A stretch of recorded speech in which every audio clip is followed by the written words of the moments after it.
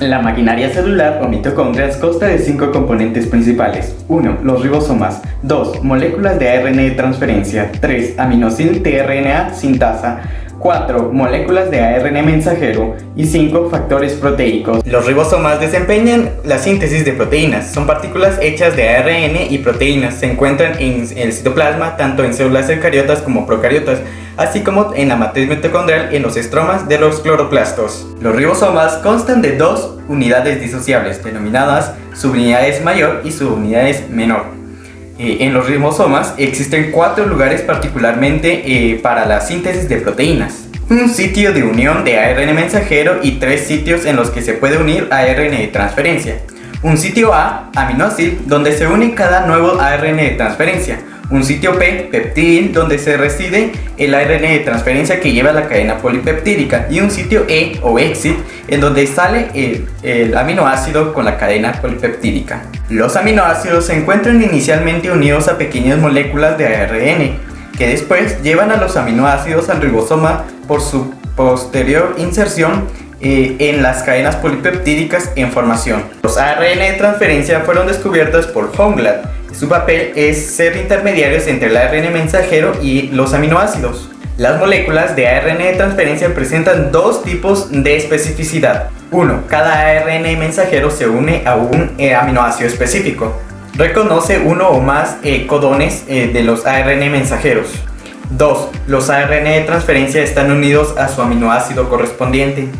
La selección del ARN de transferencia a su aminoácido es responsabilidad de los aminoácidos o de las enzimas que catalizan el enlace éster. Una vez está unido el aminoácido con el ARN de transferencia, se denomina aminosil tRNA. Los ARNT pueden reconocer ARNM debido a que los ARNT poseen anticodones. Los anticodones de los ARNT son complementarios a los codones de los ARNM. Algunas células presentan menos de 20 aminoácidos tRNA sintasa. En estos casos, los mismos aminoácidos tRNA sintasa pueden catalizar la unión de 2 aminoácidos en sus tRNA correspondiente o pueden unir un aminoácido incorrecto a una molécula de tRNA. Estos errores son después corregidos por una segunda enzima en un sitio de la aminoácido tRNA sintasa que reconoce aminoácidos erróneos y lo libera por hidrólisis. El mecanismo de traducción del RNA mensajero. Esto se da por medio de la enlogación de una cadena polipeptídica por el extremo amino terminal, llegando al extremo carboxilo terminal a través de la adición de aminoácidos. La primera evidencia de este mecanismo se dio en 1961, la síntesis de hemoglobina, en donde incluyó lo que antes describimos. Debido a la ruta que sigue el mecanismo de traducción, podemos distinguir 3 fases distintas entre la iniciación, en la que el RNA mensajero se une a los ribosomas y se posiciona para el proceso. La fase de enlogación, donde los aminoácidos se unen secuencialmente por medio de enlaces peptídicos por la orientación de codones. La fase de terminación es donde la cadena polipeptídica y el RNA mensajero se dislogan del ribosoma. Así también encontramos la fase de iniciación de las células procariotas. En estas encontramos 3 factores.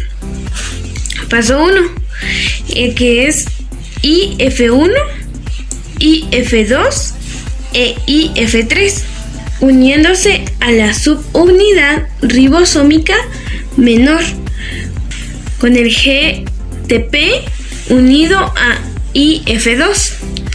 El paso 2, el RNA mensajero y traductor que lleva el primer aminoácido que se une a la subunidad ribosómica. Y el paso número 3, donde la unidad ribosómica de iniciación 70S resultante tiene FMET RNA traductor en el sitio P del ribosoma. Mutación y traducción. En un término más amplio, la mutación hace referencia a cualquier cambio en la secuencia de nucleótidos de un genoma. Estas mutaciones en la secuencia de ADN pueden llevar a la sustitución de aminoácidos en las proteínas resultantes. Entre las mutaciones podemos distinguir distintos factores. Los tRNA supresores eliminan algunos efectos de las mutaciones. Por ejemplo, las mutaciones sin sentido. Estas mutaciones convierten los codones que codifican los aminoácidos en codones stop. Mutación silenciosa o sinónima. Esta mutación se da cuando no cambia la secuencia de aminoácidos de la cadena polipéptica. Los cambios en el nucleótido no resultan en cambios estructurales o funcionales de la proteína. Mutación por sustitución de base. Se producen al cambiar en una posición un par de bases por otro. Son las bases nitrogenadas las que distinguen los nucleótidos de una cadena. Por otra parte, la sustitución de un par de bases puede crear una mutación de supresión parada, por conversión de un codón stop normal en un codón que codifica un aminoácido. Un solo cambio de aminoácidos o incluso varios aminoácidos no afecta drásticamente a la función de las proteínas. Si la función tridimensional de la proteína se mantiene, es probable que la actividad biológica no se vea afectada. La sustitución de un aminoácido por otra del mismo tipo no suele afectar la función de la proteína. Cuando pensamos en los posibles efectos de las mutaciones, es útil recordar que los genes tienen componentes no codificantes muy importantes y que estos componentes también pueden estar mutados y afectar seriamente los productos genéticos. Ahora hablaremos del procesamiento post-traducción, que este nos dice que después de la síntesis de las cadenas polipeptídicas suelen ser modificadas químicamente antes de llevar a cabo sus funciones. Un ejemplo sería en las procariotas, que el grupo N-formil, localizado en el extremo N-terminal de las cadenas polipeptídicas, suele ser eliminado. Es más, la metionina a la que se encuentra unido suele eliminarse también, de la misma forma que la metionina inicial de los polipeptídicos de eucariotas. En ciertos casos encontramos enzimas que estas son sintetizadas como precursores inactivos que deben ser activados por eliminación de una secuencia específica en uno u otro extremo. El transporte de proteínas a través de la membrana también implica la eliminación de una secuencia señal terminal. El procesamiento de proteínas precursoras habla que el corte en la proteína es un mecanismo que puede usarse para eliminar varios aminoácidos de una cadena polipeptídica.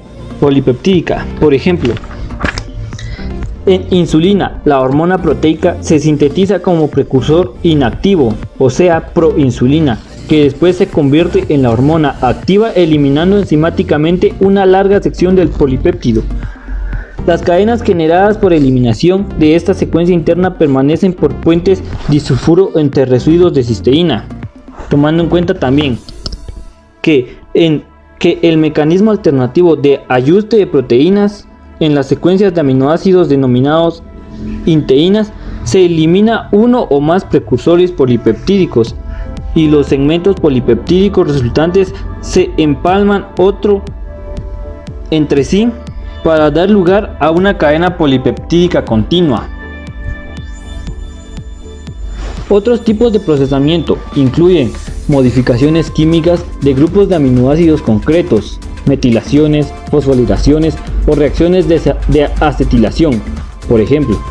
Además, un polipéptido puede ser glicosilado, que esto se verá en capítulo próximo. Ahora que ya sabemos cómo se sintetizan las proteínas, hablaremos de los mecanismos llevados a cabo para dirigir los polipéptidos a su destino correcto y así poder ejercer el proceso de la traducción de una manera óptima.